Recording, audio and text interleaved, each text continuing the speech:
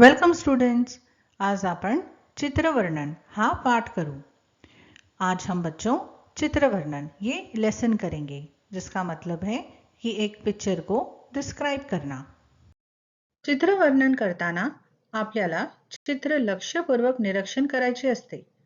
तुम्हाला चित्रात कोण दिसत आहे, ते काय करत आहेत, चित्रातील वातावरण कसे आहे, काय घडत आहे, वेळ काय असेल, असे काही महत्त्वाचे पॉइंट्स समजून घेण्याचा प्रयत्न केला पाहिजे। वर्णन यानी पिक्चर को डिस्क्राइब करना, तस्वीर को तफसील में बताना।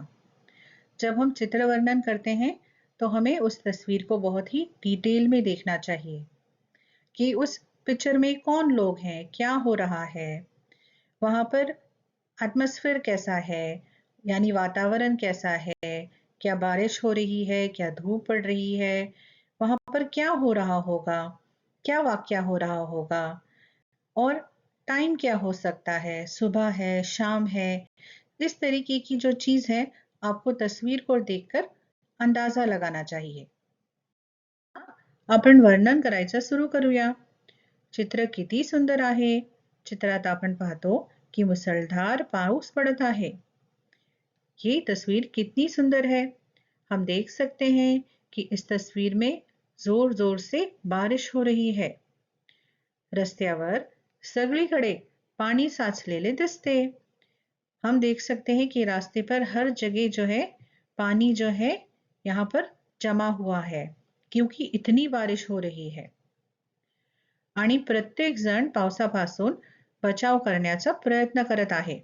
और हम देख रहे हैं कि इतने सारे यहाँ लोग हैं, यहाँ पंछी हैं, ये सब जो है किसी ना किसी तरीके से जो है बारिश से अपना प्रोटेक्शन करने की कोशिश कर रहे हैं, बचाव करने की कोशिश कर रहे हैं।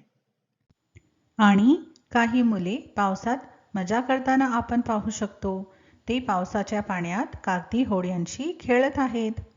और हमें कुछ बच्चे दिखाई दे रहे हैं जो बारिश के पानी में मज़ा कर रहे हैं, खेल रहे हैं।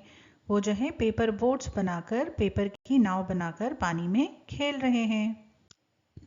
रस्त्याच्या कडेला एक घर आहे आणि त्या घराच्या छताखाली दोन व्यक्ती थांबलेले दिसत आहे। त्यांच्याकडे पावसापासून बचाव करण्यासाठी काही साधन नसेल, म्हणून ते तिथे उभे आहेत। और हमें क्या दिखाई दे रहा है कि रास्ते के बाजू में जो है एक घर है और उसके छत के नीचे दो आदमी रुके हुए हैं, क्योंकि उनके पास बारिश से बचने के लिए कुछ है नहीं, इसलिए वो जो घर का छत है उसका सहारा ले रहे हैं। आणि या झाडावर काय चालत आहे? पाऊस धो-धो पडत आहे, त्यामुळे बिचारे लहान पक्षी या मोठ्या झाडाच्या फांद्यावर बसले आहेत।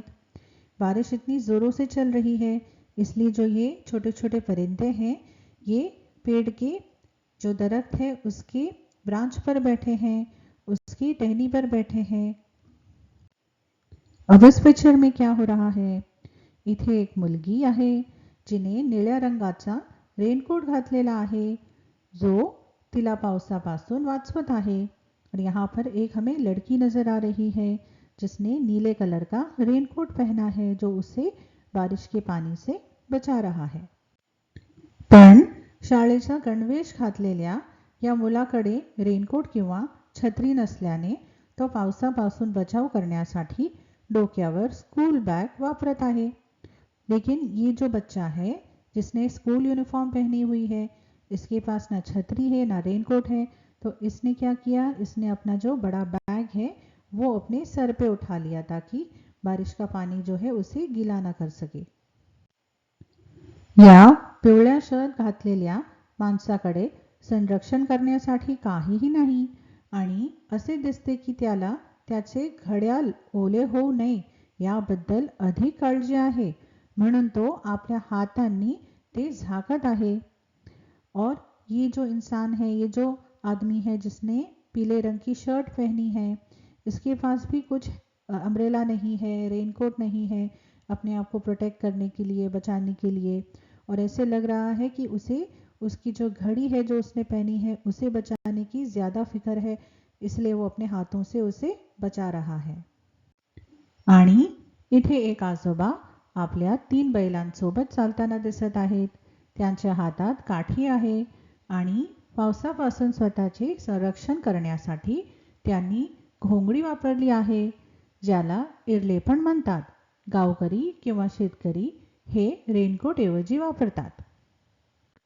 अब इस तस्वीर में हमें क्या दिख रहा है कि एक बुजुर्ग इंसान है, एक दादाजी हैं जो अपने बैलों के साथ घर लौटते हुए नजर आ रहे हैं. उनके हाथ में एक छड़ी है और उन्होंने ये रेनकोट की तरह क्या पहना है, इसे जो है हम घोंगड़ी कहते हैं या इरले भी कहते हैं. ये गांव की जबान में कहते हैं.